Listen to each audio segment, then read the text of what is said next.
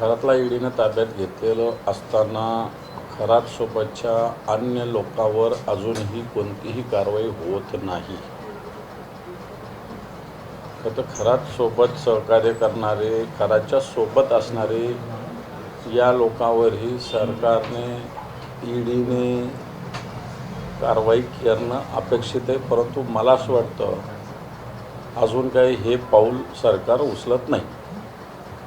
तुमच्या पक्षाचे खासदार नागेश पाटील आष्टीकर यांनी एकनाथ शिंदेची भेट घेतली, त्यामुळे ते पुन्हा ऑपरेशन टायगरला बळ मिळालं. मग ते याच्यावर इतकी चर्चा चालू आहे, रोज ऑपरेशन. परंतु एखाद्या कामाला जर भेट घेतली असेल एखाद्या खासदाराने म्हणा, आमदाराने म्हणा, कोणी, तर लगेच ऑपरेशन असं कसं होऊ शकतं? एखादं काम असू शकतं, मंत्री आहेत, उपमुख्यमंत्री आहेत, त्यांच्या डिपार्टमेंटचं एखादं काम असेल खासदार साहेबांना, तर त्याच्यात त्यांना भेटलं म्हणजे लगेच ऑपरेशन टायगर, मला असं वाटतं हे योग्य नाही. नाशिकमध्ये श्रीकांत शिंदे यांच्या कार्यक्रमात तुमच्या पक्षाचे खासदार राजाभाऊ वाजे यांनी जे ते उपमहापौर विलास शिंदेच्या सभागृहाचं उद्घाटन केलं. गेल्या काही दिवसात जवळ पाहता पुन्हा चर्चेला वाव मिळतो.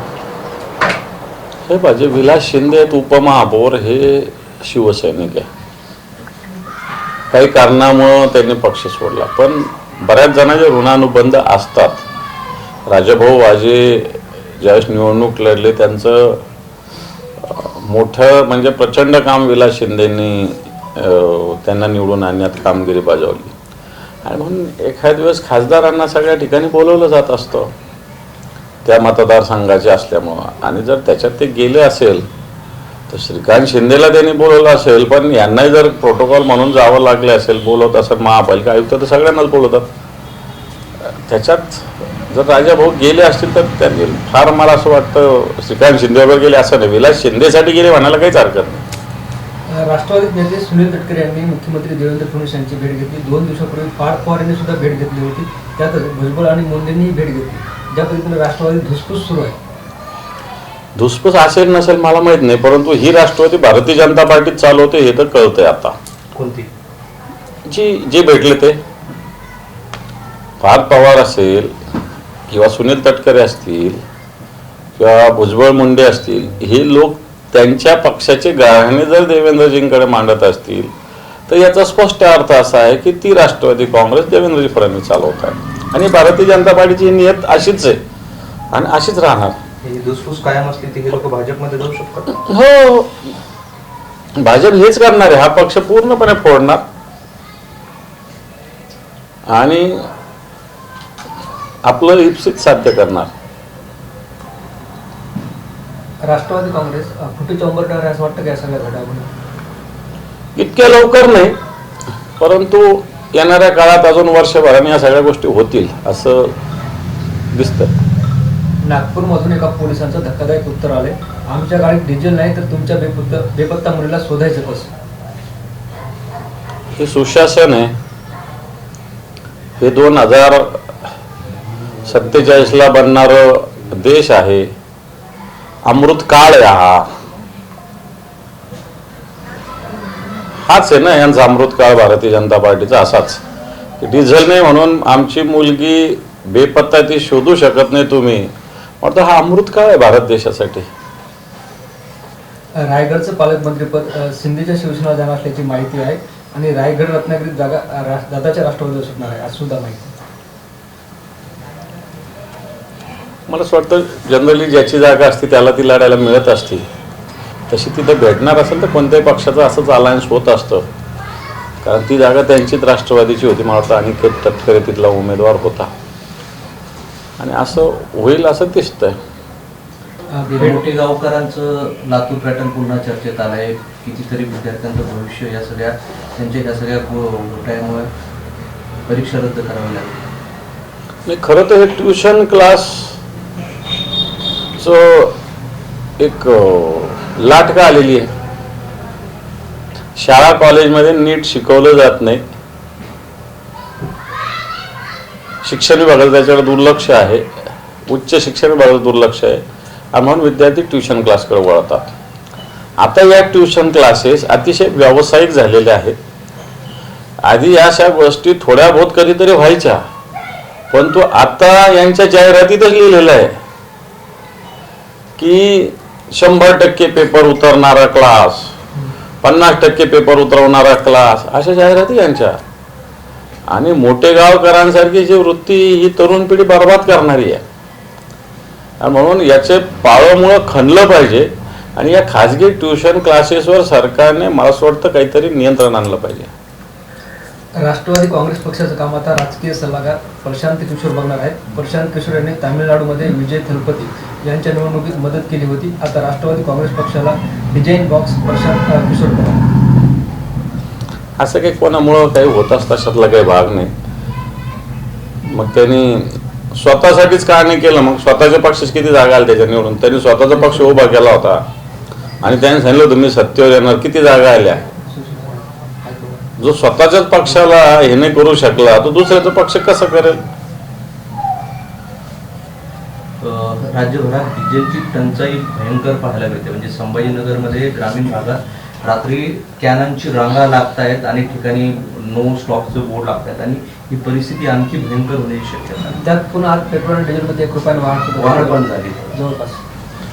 एकतर मी दररोज ग्रामीण भागात असतो, कालही दिवसभर होतो ना आताही निघालेलो आहे. शेतकऱ्यांची चर्चा केली तर कुठंच डिझेल उपलब्ध नाही ट्रॅक्टरमध्ये टाकायला. आणि त्याच्यामुळं थोडं थोडं वजन मिळण्यासाठी ते प्रयत्न करतात. मला वाटतं आत्ताच्या घडीला डिझेलची आवश्यकता आहे. आता पाऊस पडेल लवकरच. आणि म्हणून या सगळ्या याच्यामध्ये मला वाटतं सरकार पूर्णपणे अपयशी ठरतंय. जे सरकार आपल्या शेतकऱ्याला, सर्वसामान्य माणसाला डिझेल देऊ शकत नाही.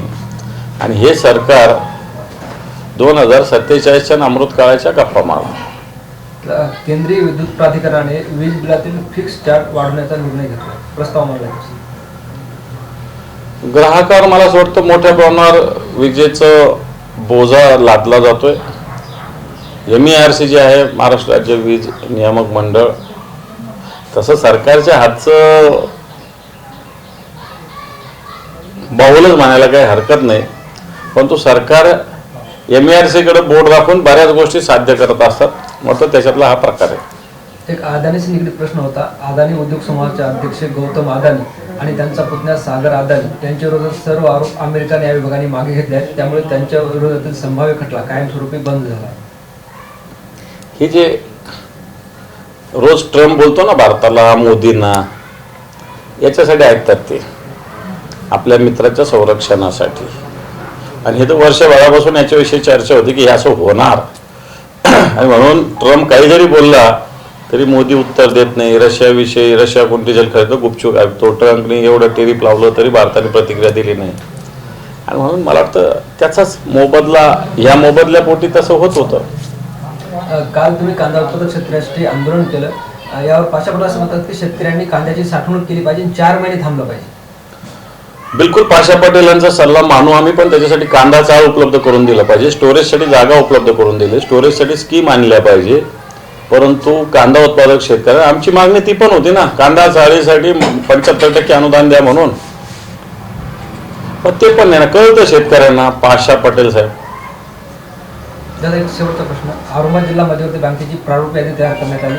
भाजपाचे मंत्री आणि 3 आमदारांची नावं आहेत. मात्र अब्दुल सत्तार यांच्यासह त्यांच्या 2 मुलाची नावं तिथून वगळण्यात आली.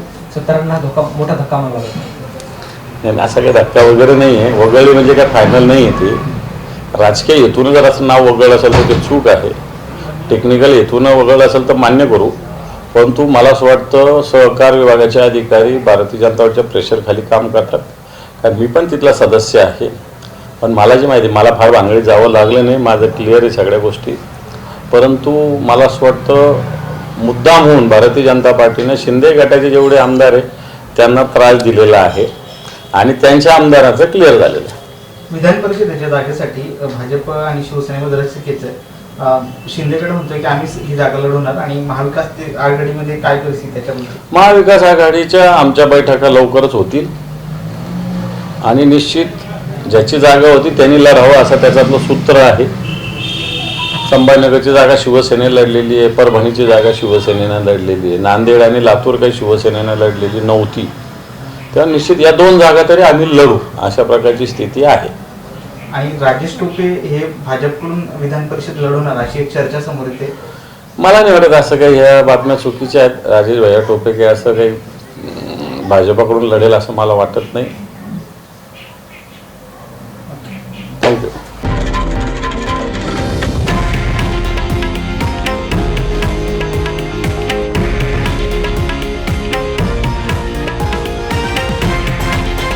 हे आहे देशातील नंबर 1 न्यूज नेटवर्क आणि आपण पाहत आहात TV9 मराठी, एकमेव.